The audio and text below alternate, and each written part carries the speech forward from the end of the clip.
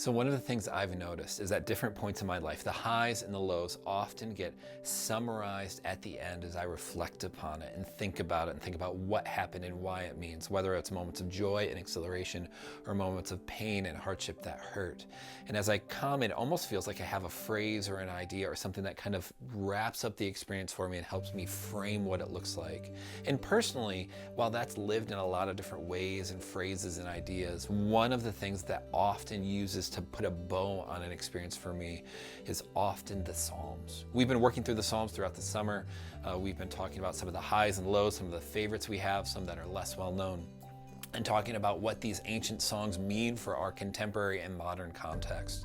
And so going into our last part of the series with Psalm 150, the very end, because we started with Psalm 1, the very beginning, we wanted to give some space where we as a community can share some of our favorite Psalms or parts of a Psalm that have meant a lot, whether it's a moment of celebration and joy or a moment of lament and pain.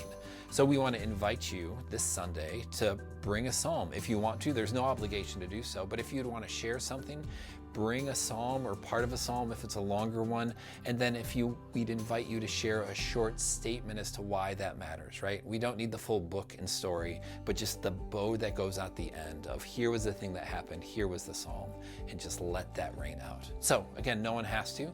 There will be no arm twisting or obligation, but we also want to give space where we as a community can share in both our grief and sorrows and in our hallelujahs, right? The hallelujahs and hardships that come in life. And we want to do that by remembering the Psalms that we all have.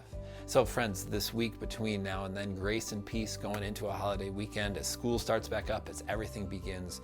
May you be people of peace that embody the gospel and live out your sense of call and purpose in your context wherever it finds you in this window.